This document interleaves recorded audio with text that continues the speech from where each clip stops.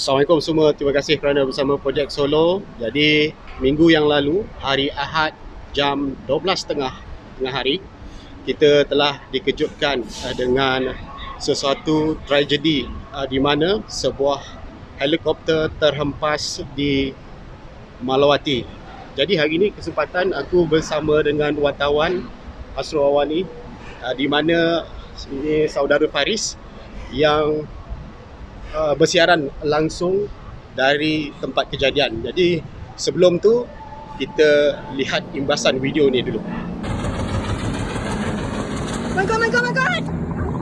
Terhempas helikopter. Tu ada jatuh.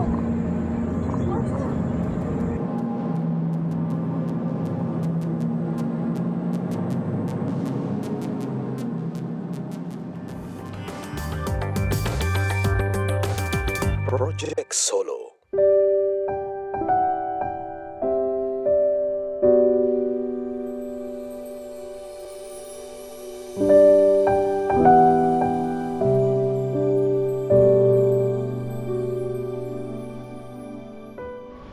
Okey Faris, jadi di hari Ahad tu, di mana berlakunya tragedi tu, semasa kau dapat assignment tu, apa reaksi kau? Okey, kalau kita tahu mengenai dengan insiden helikopter terhempas yang paling sebelum ini berlaku di Sarawak yang mengorbankan ahli parlimen sehingga PRK dijalankan, itu antara tragedi ataupun insiden yang sukar untuk kita gambarkan. Bila saya dapat mengenai dengan isu ini ataupun insiden ini pada jam 12.30 hari, kita terkejut. Pada masa yang sama kita perlu pergi ke lokasi kejadian. Betul. Apa yang berlaku, adakah mangsa ini masih hidup dan atau sebaliknya. Okey. Itu tugasan yang saya buatlah masa tu, tapi agak kalau ikutkan perasaan agak kita risau mengenai dengan keselamatan mangsa kerana liputan ini menggemparkan semua orang. Betul. Saya ada tweet dalam Twitter saya, ada juga orang yang terkejut dengan perkara ini, ada juga saksi-saksi yang katakan apa mereka nampak dan sebagainya. Jadi data-data tu saya ambil sebelum saya sampai ke lokasi kejadian. Pengalaman untuk buat insiden-insiden ataupun cerita secara langsung di kawasan-kawasan insiden tragedi ini bukan mudah sebenarnya untuk seorang wartawan, kan? Apabila kita melihat secara teknikal helikopter itu terhempas macam mana, mangsa tu dalam keadaan bagaimana, kerana masa tu takut sebab takut salah informasi. Baik.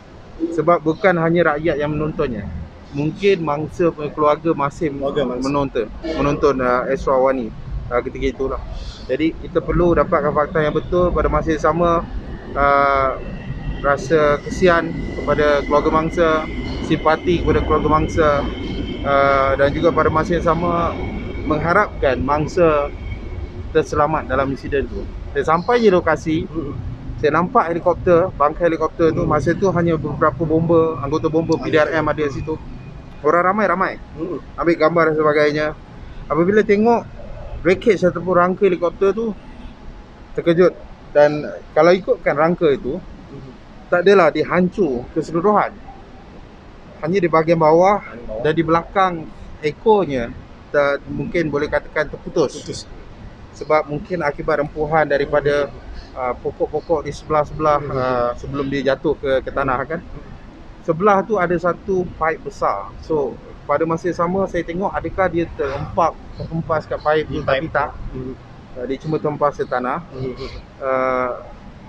Dari semasa ke semasa masa tu saya cuba dapatkan daripada polis.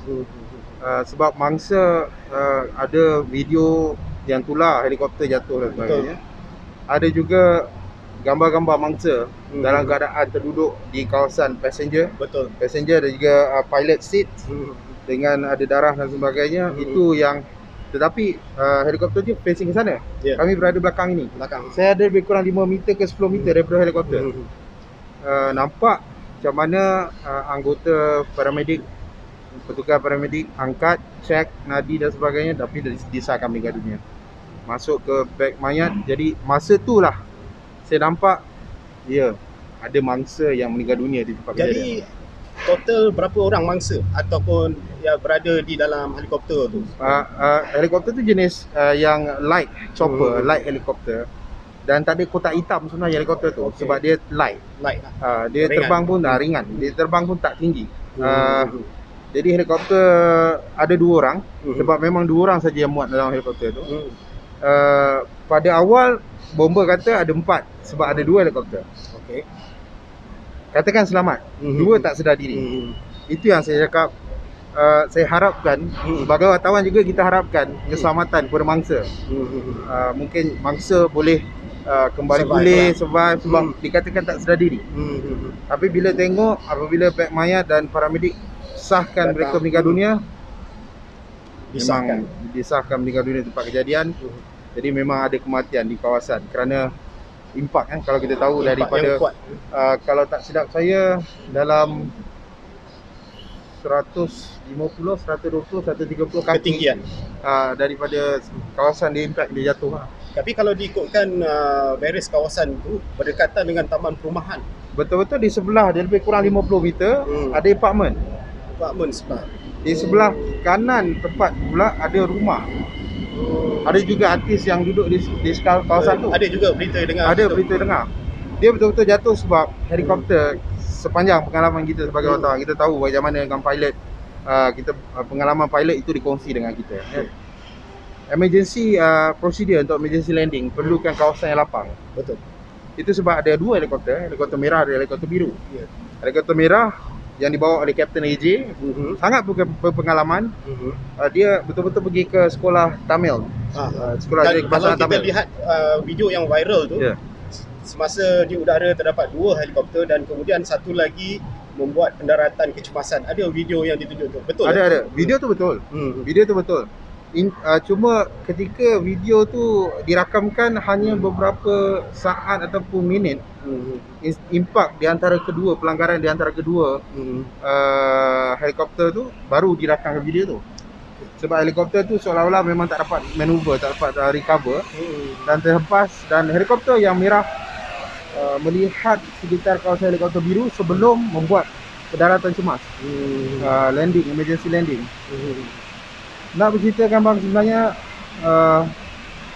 benda ni bukanlah pengalaman bagi saya lah.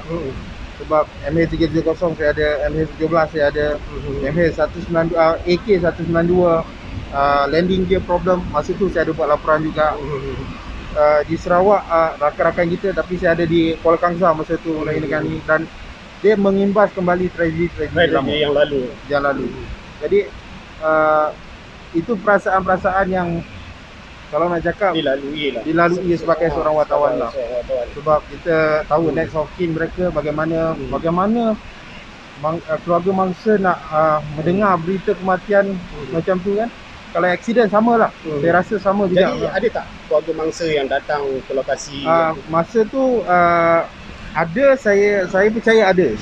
Sebab ada beberapa individu yang datang berhampiran dengan mayat, yang duduk dan bertiga-tiga bagi kebenaran. Mungkin rakan-rakan, mungkin keluarga, mungkin juga rakan-rakan daripada My Heli Club kan. Dan saya difahamkan juga masa tu heli yang merah tu, Kapten AJ dan juga seorang lagi penumpang, apabila landing emergency, mereka terus berlari pergi ke helikopter biru untuk melihat. Ya, untuk melihat. Dia ada jarak dia antara lokasi tu jauh ke daripada 150 meter. Dekat je, dekat lah, sangat dekat. Jalan dia jatuh di sini biru 100 meter, mungkin kurang dari 100 meter. Helikopter merah. Sangat dekat. Baik.